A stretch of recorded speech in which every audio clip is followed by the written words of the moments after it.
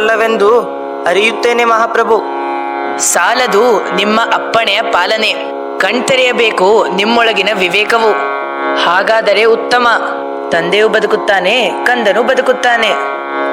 ಅರ್ಥವಾಯಿತು ನನಗೆ ಈಗ. ಬುದ್ಧಿ ಕಲಿಸಿದೆ ನೀನು. ಈ ಸಂಪ್ರದಾಯ ಬದ್ಧನಿಗೆ, ಶಾಸ್ತ್ರದಿಂದ ಮೂಢನಾದವನಿಗೆ, ಜಾತಿ ವರ್ಗದಿಂದ ಕುರುಡನಾದವನಿಗೆ ಯಾವ ಜಾತಿಯ ಮರವಾದರೇನು ಸೌದೆಯಾಗುವುದಕ್ಕೆ? ಬೆಂಕಿಗಿದೆಯೇ ಭೇದ? ತಪಸ್ಸು ಮಾಡುವವರೆಲ್ಲರೂ ಪೂಜ್ಯರೇ. ನಮಸ್ಕಾರವೇ ಪುಣ್ಯ, ತಿರಸ್ಕಾರವೇ ಪಾಪ. ನಮಸ್ಕಾರವೇ ಪುಣ್ಯ, ತಿರಸ್ಕಾರವೇ ಪಾಪ. ಸದ್ಬುದ್ಧಿಯಿಂದ ಒಳ್ಳೆಯ ಕಾರ್ಯ ಮಾಡುವುದಕ್ಕೆ ಶಾಸ್ತ್ರದ ಸಹಾಯ ಬೇಕು. ಕೇವಲ ಶಾಸ್ತ್ರವನ್ನು ಆಶ್ರಯಿಸಿ ಯಾವುದೇ ನಿರ್ಣಯವನ್ನು ಕೈಗೊಳ್ಳಲೇಬಾರದು. ಅಪ್ಪ ಅಪ್ಪ ಅಪ್ಪ, ಎಲ್ಲಿ ಹೋದರು ಅಪ್ಪ?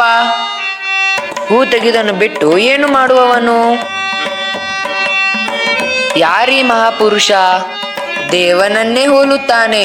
ಹೆದರೆದಿರು ಮಗು, ಅದೋ ಅಲ್ಲಿ ನಿನ್ನ ತಂದೆ.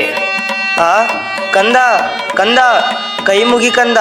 ಶ್ರೀರಾಮಚಂದ್ರನಿಗೆ, ನಮ್ಮಿಬ್ಬರನ್ನು ಬದುಕಿಸಿದಾತನಿಗೆ ನಮಸ್ಕರಿಸು ಕುಮಾರ.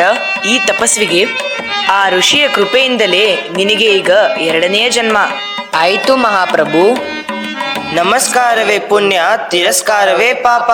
ನಮಸ್ಕಾರವೇ ಪುಣ್ಯ, ತಿರಸ್ಕಾರವೇ ಪಾಪ. ನಮಸ್ಕಾರವೇ ಪುಣ್ಯ, ತಿರಸ್ಕಾರವೇ ಪಾಪ.